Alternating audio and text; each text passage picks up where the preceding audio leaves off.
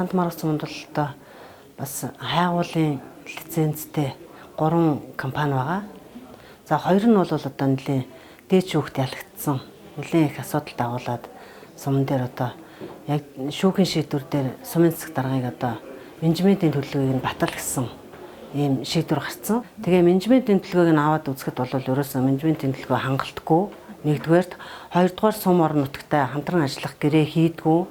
Тэр компани удирдлагууд өөрснөө сум орон нутагт ирж ард иргэдтэй одоо уулзах нь байтгаа сумын удирдлагатай ерөөсөө уулзж байгаагүй. Тийм болохоор менежментийн төлөвлөгөөг сайжруул. Тэгээд хамтран ажиллах гэрээ яаж одоо манай суманд бас хамтран ажиллах гэрээ хийж яаж хамтарч ажиллахын тэрүүнийгээ ирж юу яа одоо тодорхойл ингээд уулз гэдэг шаардлагыг олон удаа тавьсан бол ерөөсөө ирж уулзаагүй. Тэгээд ард иргэд маань болохоор зэрэг ерөөсөө уул уурхайг бол суманд авруулахгүй.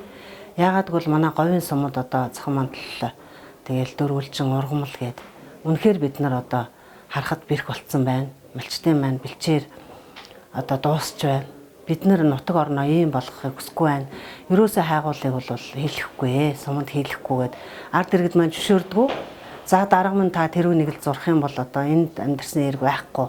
Энэ орон нутгийг тийм болгох юм бол бид нар хүлээн зөвшөөрөхгүй. Бид нар таныг сонгосон учраас та бид нарыг одоо бас үгийг авч юу яах ёстой гэд ингээ ард иргэд маань бол хүлээн зөвшөөрдөг. Тэгээд шүүхэн шийдвэр болохоор зэрэг засаг дарга та төрийн нэрийн өмнөөс та энэ хууль хэрэгжүүлэх ёстой. Дээд зүгээс гарсан шийдвэрийг та биелүүлэх ёстой. Та шүүхэн шийдвэр биелүүлээ гэд ингээд хоёр талын шахаанд л одоо ер нь тэгээд сумын засаг дарга ер нь нэлээд хэцүү байдалтай байна.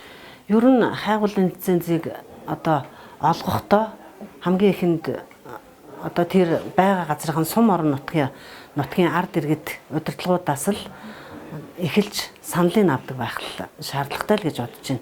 Бид нар юу ч мэдээгүй одоо орон нутагтаа амьдраад өдөө олон жил амьдраад оршин суугаад байж хахад гэв гэнтхэн л нэг хүн лиценз авчихсан ингээл манайх энэ лицензийг худалдаа тавьчихсан юм аа гэл бидний газрыг нэг талдаа худалдаж авчаал хүрээд ирж байгаа байхгүй юу. Тийм болохоор зэрэг тэрүүнийг ямар ч байсан танай сум одоо энэ ийм хайгуулын лиценз байна. Энүүнийг ингээд олгоход танай сум зөвшөөрч гин үү? Ард иргэд нь зөвшөөрч байгаа юм уу? Удирдлага нь зөвшөөрч байгаа юм уу? Танах энэ хайгуулыг одоо хийлэх үү гэдэг тэр саналыг л хамгийн ихэнд одоо сум орон нутаг тэр нэгжээс багаас тийм ээ авах шаардлагатай. Тэгжээж лицензийг олгодог баймаар байна гэдгийг л одоо бас дээд шатанд уламжлах байна да.